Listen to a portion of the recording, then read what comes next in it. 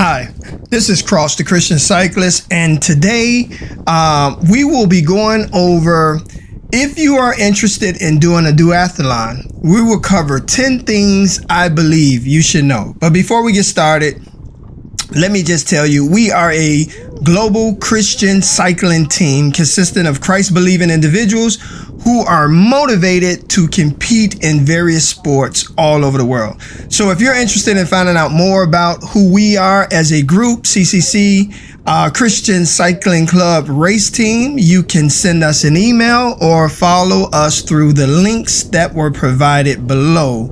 Again, thank you, and I look to hear from you. Okay, so let's get into these tips.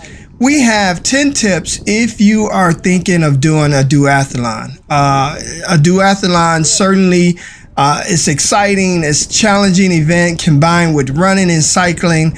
And the things we're going to cover, I think, is useful information that will help you be better prepared for your event if you are considering doing a duathlon. Just to give some context, this is the morning of, we're here in the Illinois area, and we're cycling to our event that's in the Naperville downtown area. One of the things that I want to point out before I even get into the tips, one of the things that I would like to point out is it had rained that morning. And so one of the things you have to be prepared for any event, whether you're doing just a group ride or you're going to a race, no matter what the event is, you can't be afraid to cycle in wet conditions.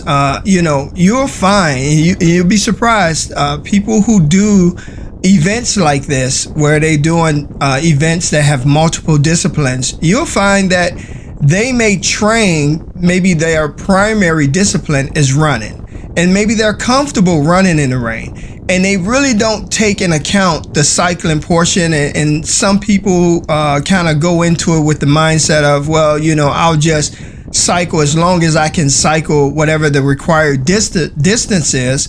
And we'll talk about the different formats, whether it's a sprint or a standard duathlon. And they figure they only need to cycle, whether it's 13 miles or 20 miles as such, or 23 miles as such.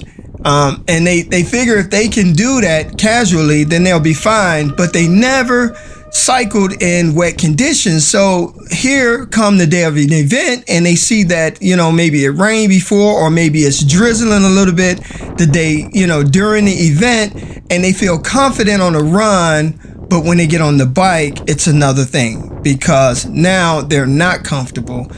They didn't train for that. You have a lot of people moving at different speeds. You have to know how to handle your bike, not only for your own safety, but for the safety of the ones around you.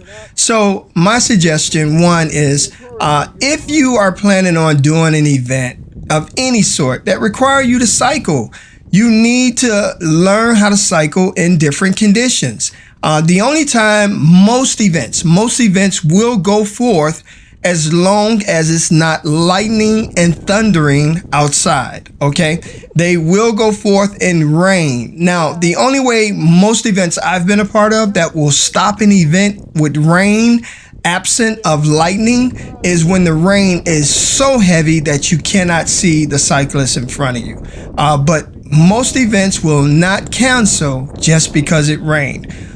Or the ground is wet. So you have to be prepared for that. So that's not one of my tips, but it should have been. That's just the FYI. Learn to train in different conditions. So here we're cycling into the event. So let's get into it. Let's get into the 10 things I think you should know when you are talking about doing a duathlon. First, let's talk about understanding the format. What is a duathlon? Typically, it consists of 3 segments: a running, cycling, and running again. Most common distances for a duathlon is what we call a sprint. And most sprints are a 5K run, a 20K bike, and you can have a 2.5K run or a 1 mile run like this event. Here, this sprint was, and that can be done in any order, okay? It doesn't have to be done 5K, 20K bike, and then a 2.5K run. It can be flipped, like this event was flipped. It was a 1 mile run, a 20K bike, and a 5K run. And then you have the standard duathlon. A standard duathlon also can be done in any order. It can be a 5K run, a 40K bike, and a 10K run, and that can be flipped, the 10 or the 5 on the end. So there are variations of how the order is done, and that's usually based on the event promoter, whoever put an event on. What's another thing? 2, training balance. Okay, since the duathlon involves 2 different disciplines, your training should include both running and cycling. Well, okay, that sounds like, that's a no-brainer, right? Well, it's not. I am a cyclist. This is my very first duathlon. So what I didn't do is I didn't take in account the running portion. I didn't put enough training behind my running, and it showed up, because when I show you the analytics later, you'll see that out of my division, I had the 3rd best cycling. I had the 2nd best cycling out of my division and the 3rd best overall. So there was no problem with the cycling. I crushed the cycling. The running is where I ran into trouble. There were people that I passed on the bike, and in my mind, I'm thinking, oh, I'm way ahead of this guy. And when we got to the 5K run, I felt like I was moving backwards. So your training balance, you have to have a balance in your training. Okay, you need to make sure that you're putting a schedule together to ensure adequate practice in each segment. And I'll tell you something else about the training when I get down to doing brick training, because bricks, if you've never heard this form, a brick workout involves 2 training disciplines back to back. So if you've been around cycling or running any length of time, you should know about a brick workout at this point. Basically, it's a back-to-back. It's simulating a race condition. For a duathlon, the focus is on running to cycling and cycling to running, the transitions, to get your body accustomed to the feeling of both. But here's a suggestion. And when we talk about training balance and preparing your body, I would suggest most bricks are done in the cycling community, where we cycle and then we get off the bike and run. But that's not where I did have my problem there, because I didn't do enough brick training. But I would suggest that you really practice the entire format. You should run first, then do a hard ride, and then get off your bike and let that become a brick. You need to do all 3 segments, because what I found out is that when I ran faster than I had ever run before, and I'll show you the numbers again, where I ran like under a 6-minute mile, and I've never run under a 6-minute mile, at least not since I was 20 years old, and I'm 51 now. But I think that was because of the adrenaline that was flowing through my system. You had all these other runners, and I was trying to keep pace with them. So that's, I believe, how I ended up with a 6-minute mile run. But what happened was my heart rate was so high from running that when I got on the bike, that transition was really tough. It was a tough transition, because trying to get my heart rate down, I'm pretty good on the bike, okay? But I had not trained doing a hard run before I cycle. What I did train was doing a hard cycle and then getting off the bike running. So it's important, because your body go through changes, and you need to know how to adapt to those changes. The third thing we'll cover is equipment. I know this sounds like a no-brainer, but you should have a good pair of running shoes and a road bike. Let me not just say a good road bike, because that's really a perspective. I've seen different people out there on different kind of bikes, and some people that did fly past me did not have a bike that was the same as mine, far as cost or what people would say is a good bike. So I'll just say you need a good pair of running shoes, and a road bike are essential. Ensure that your bike is properly fitted and it's in good working condition. Okay, that means make sure you got your bike checked out, right? Make sure everything is, the chain is oiled, make sure your gears are shifting, depending on what terrain you're on. Do you need a TT bike, a time trial bike? You'll see in the video a ton of time trial bike, TT bikes. You don't necessarily need a TT bike. I don't have a TT bike. I have a road bike with aero bars on it. Okay. Here is one thing I would suggest to you. The other thing out of your equipment is you need to make sure you have your helmet, sunglasses, whatever energy gels, whatever you're going to use as a supplement. And I'll talk about that in nutrition and hydration, but you need to make sure you have these things as part of your equipment. Okay.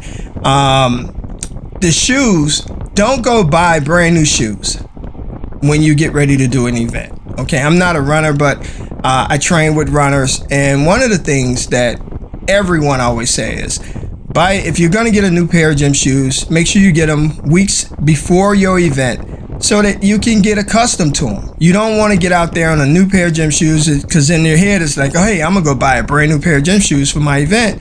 And it's the first time you wore these gym shoes and you start having problems with your feet, your ankles, your calves, or something along that posterior chain. Because the shoes wasn't broken in, your body, you found out that maybe you're not adapted to them, or so you want to break the gym shoe in, or you want to just be comfortable in in the shoe that you normally run in or race in. So get it a few weeks out, break the shoe in, get comfortable with the shoe before you show up on race day with them. All right, the next thing we're going to cover is transitions. When we talk about transitions, here is another thing that I really didn't put into consideration, and that's how fast you have T1 and T2. So a transition is when you go from the swim, if you're doing a triathlon or duathlon, you go from the run to the bike, okay? And that's how much time it takes you to get from one discipline to the next. And that means you may have to change over equipment. You have to change over gear. If you're in the swimming, you got to take your swimming gear off and before you put your bike gear on, or whatever that looks like for you. You have to take in consideration that time. I'll show you my time and you'll see I came in 8th place in my division, 10th place overall. And believe me when I tell you, I'm happy with the overall results. For this to be my first duathlon, I thought I did extremely well. However, I was just shy a minute and some seconds from the person that came in 9th place. And I truly believe outside of the run, which I could have done better on had I trained better, even in my transitions, when I look at the, when I sort the category list by transitions, I show up on the second page. I'm 10th overall, but I'm like in position number 40 when it comes to transition time. So that means there's about 39 people ahead of me that got through those transitions faster than I did. So that means that there's room for improvement going from your one discipline to the next. And you got to know your first transition may be a little faster than your second because you got more energy in the beginning. When you get off that bike, you had just done either a swim, run, and a bike. So now you're going from a bike to a run and fatigue has already set in. So you may find that transition may take just a little bit longer. You'll see that it's raining out, and so my cameras, they're getting water thrown into it. And so here, let's talk about the next situation. The next thing that you need to remember is nutrition and hydration. Proper nutrition and hydration is crucial for any endurance event. Practicing, and I'll tell you, here's another area that I did not practice. Consuming your energy gels, bars, and fluids during both disciplines, okay, running and cycling. As I told you before, I'm a cyclist. There was no problem for me to get my drinks of water or my hydration, my liquid IV, and which is what I use in my water, along with the various energy gels and different supplements that I take when I cycle. But where I really had problems was trying to get hydration on the run, because I'm not used to running and trying to grab a cup from the aid stations that they're handing you and drink without stopping. So when I got to my first aid station, what I found happened was the young lady had her hand extended with the cup for me to grab it, and I couldn't get the water in my mouth. It wound up all over my face. So that was a waste. So immediately I threw the cup away, and I went on until I got to the next aid station. Now, technically, when I'm out practicing running, I do not drink. I can run anywhere between 4 to 6 miles without having to take a drink. I hydrate before and I hydrate when I get to the end, which is really strange considering how much you sweat. But on the bike, I'm always drinking. So, I'm able to sustain myself in my run. And I know that's relative to how hot it is outside. But on this day, because I just got off the bike and I'm doing my 5K, I was dehydrated. I was starting to get dehydrated. Even though I was drinking on the bike, I was still getting dehydrated because this is a different discipline. And so the next aid station, I didn't even bother with the water. I could have got Gatorade, but I knew it wasn't going to go in my mouth. So I grabbed the water and I just threw it on my head. It was going to end up in my face anyway. So I just poured it on my head and let it cool me off. And I just used that as energy to kind of help my run. So that's another thing you need to practice. Practice drinking on the run. Or if you're a runner, practice drinking when you're riding, because the same problem would exist. If this is not your discipline, you may find it hard to drink a bottle when you get your body under load or under stress, and you're trying to put a fluid in it and your stomach is not accepting it, because believe it or not, you use a lot of your core when you're cycling. So that could become a problem for you, or you may have to slow down considerably so that you can. And that's the other thing, your heart rate is up, you're breathing profusely, and you're trying to take a drink too. Those things kind of don't mix, so you have to practice doing that. All right, the next thing is pacing strategy. Develop a pacing strategy for each segment and this has to be based on your fitness level and your experience. The one thing, this was my first duathlon. Did I pace it correctly? Absolutely not. I did not pace it. Even if you look at the bike, I finished the bike with 22.9. I could have finished this bike, I believe, with a 24 average, but I didn't pace it right. Why? Because I didn't anticipate coming off the run with my heart rate already in the 170s. Normally when I start my bike, my heart rate is low. It takes me at least 10 miles, and I'll talk about this, because it takes me 10 miles, 5 to 10 miles to warm up. Okay, you got to take into account when you're doing a duathlon, you don't have any warm-up time. You have to get on the bike. This is not like a marathon or a Ironman, or you have 90-something miles where you have time to kind of let your body warm up before you settle into your pace. No, this is a 10 to 12 or 13-mile bike ride. So, in my world, cycling 13 miles is nothing. I cycled 13 miles just to go to the store.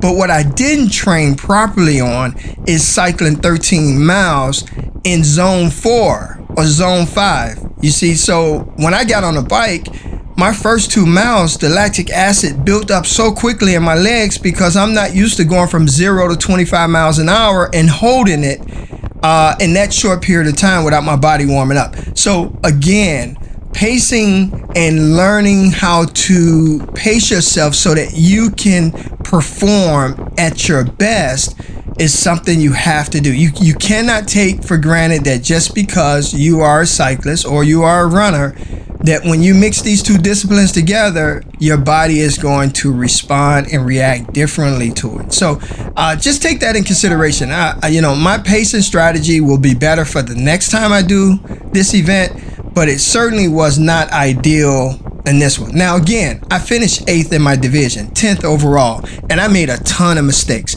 So in my world, I believe I believe I can podium the next time I do this event. If I do all the things I didn't do the first time, if I pay more attention to my run, if I pay more attention to my strategy, if I take in consideration things that I did not take in consideration, I think I'll be fine. I think you'll be fine too. We talked about this. The next thing is brick workouts. And I talked a little bit about that before, is going from your run to your bike. Most bricks are done cycling first and then brick run. I tell you, I suggest that you do your brick the opposite. I suggest that you do your run first, then cycle. And the reason for this is because that's exactly how the event is set up. And so how you start has a great deal of how you're going to finish. If you have a bad start, that's fine if you do well on a bike and get off and run and your body was used to that. But if you're not used to a hard run out and that's your plan is to run hard like I did, I didn't plan it, but I did run hard, and to jump on the bike, that's, it seemed like it's the same thing, right? The same adaptations that's happening. You are going from one impact to a non-impact discipline. Impact is running, right? That's an impact discipline, and a non-impact, a non-load bearing, let's say load bearing, is cycling. A non-load bearing is cycling. Load bearing is running. But when you do it in reverse, it has a tremendous effect on you. So I'm just saying, I think you ought to practice doing your bricks, which I'll be doing more of the run than bike. And as I get fairly in closer to my event, I'll mix it up. I'll mix it up anyway, but I'll do the full run, cycle, run, because I think it's important that you do that. And then there's race day preparation. Okay, so it's important to familiarize yourself with the course. We came out, we rode the course the week before. If you have the opportunity, if it's a local event, I suggest you ride the course. It made all the difference. We ran the course. It made all the difference because mentally you kind of know what you're in for. You know where your heels are. If there's heels on this course, your grade elevation changes. You kind of know where they are. All those things make a difference because it's how you plan your strategy. So if you have the ability to get to that area to do a pre-ride, then I suggest that you do the pre-ride and kind of work through your strategy of how you want to perform. The same goes for running course. Run it first so you can see how you want to perform. The next thing we're going to talk about is mental strength. All right. So here, the mental strength that's needed. A duathlon can be physically demanding, okay, like a triathlon. But I'm not talking about triathlons. This is a duathlon. It's mentally and physically demanding. But the mental toughness, and I say this all the time, it's very physical, but the mental toughness is equally important, right? You have to stay positive. You have to control and manage your nerves. In the beginning, before you start the race, your nerves are all over the place, right? I was so nervous. I had my family there to help support me, and I loved them for it. But I still was nervous because it started out in a run, and a run is not my strong suit. If we had started on a bike, it would have changed everything for me. The way I approached it, I would have felt more comfortable because I knew in my mind, I was going to crush the bike. That's what I do. I'm a cyclist. We ride and we ride fast all the time. So I wasn't worried about the bike. Didn't mean I was going to be the fastest out there, but I wasn't concerned about being the slowest or not doing well on the bike in my age bracket. Now, look, I'm 51 years old. I wasn't trying to get out there and pass up a bunch of 30-year-old racers. I knew for my age, I would do fine. But I still didn't do as well as I should have done. And that's because it came after the run and I wasn't prepared for that. So mental strength is very important.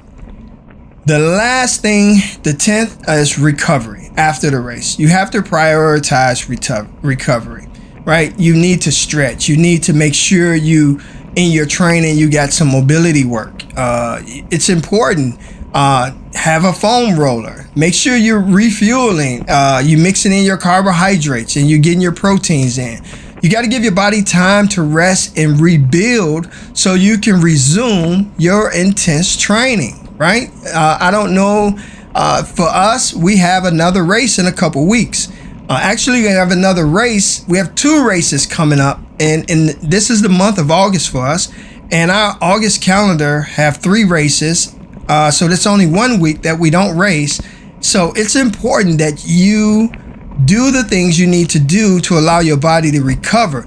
But also, that has to be part of your training. You have to train doing with intensity so you can teach your body how to recover, right? You don't allow your race to be the first time that you've introduced that level of intensity to your body just to find out that you need 2 weeks to recover. Okay, you should have a good idea of how long you need to recover based off the amount of intensity you do, and that comes from your training and preparation.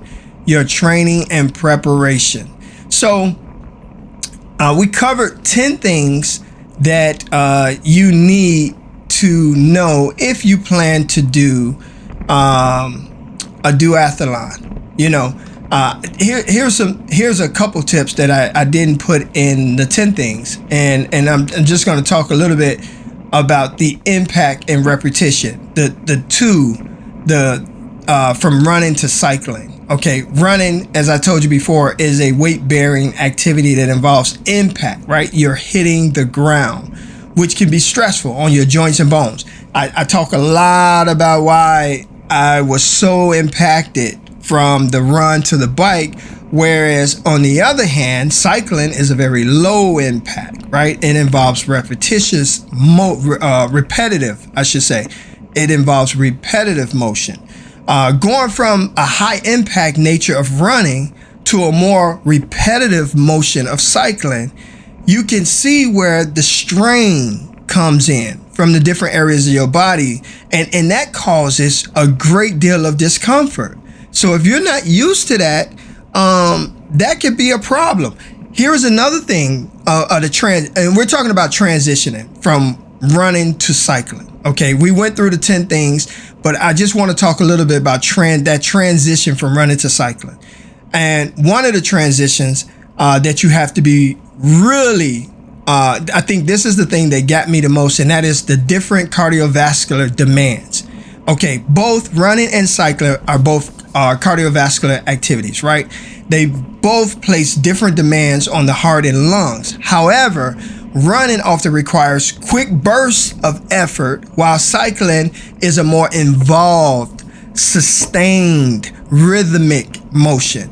So your cardiovascular system needs to adapt to the changes of demand, and there is where I had my problem. Because when we first started out running, I was panting, right? My heart rate got up high, my breaths was quick, and they were I found myself like going through this motion of trying to get oxygen into my lungs, those quick bursts of effort that I talked about. And then when I got on the bike, I had to try to then calm myself down, because when I cycle, it's more rhythmic, right? So I had to slow my heart rate down and have a more sustained rhythmic motion of breathing. And again, when you're already starting at such a high heart rate and your lungs working at a certain capacity of producing energy, bringing oxygen into the body to produce energy, now you're telling your almost your whole entire cardiovascular system, I still need you to do the same thing, but you need to do it differently now because I'm on the bike and I'm not running. So your body has to take time to make that change to still get the oxygen in, but not in this fast breathing burst, more in a sustained rhythmic motion. And that is how those transitions can be very, very difficult, and why it's so important to train, guys. It's important to train. Here's another transition tip or transition concern, and that's muscle activations, right? So running requires an eccentric muscle contraction where your muscles are lengthening under tension due to the impact force. Cycling involves concentric contractions where your muscles are shortening under tension during the pedal stroke. So transitioning between the two muscle activation patterns can lead initially to a stiffness, and you may find that your body is sort of all out of sorts. I tell you, I did not do enough bricks, because here, when I went from the run, here I got more eccentric muscle contractions, and immediately from the impact of the force of running and hitting the ground, and now I go to the bike to a concentric contraction where my muscles are shortening under tension. It takes your body through changes. So guys, again, it is very important. It is very important for you to practice these disciplines in the order of the event so that your body will not be shocked. Okay, so that your body will not get shocked. So that is all I have for you all. And then that is all, but I'll say this in my closing. The last most important thing is patience. Okay, understand that it takes time for your body to adjust to any new activity. So be patient, guys. Be patient with yourself and allow your body to adapt. Give yourself time to train. Don't rush this process, okay? Just give yourself time. It's a wonderful experience. I believe you will love duathlons. I'm not a swimmer, so I choose duathlons. And there are other disciplines you can do, like relays, aqua bike. There are other things that you can do. If you are a swimmer and you want to just swim and bike, they have that as well, the aqua bike. So there's something out there for you, no matter who you are. There's some type of sport that gets your competitive juices going. Again, this is Cross to Christian Cycling of CCC, Christian Cycling Race Team. And I hope that this was very helpful and useful. And I'll see you on the next video.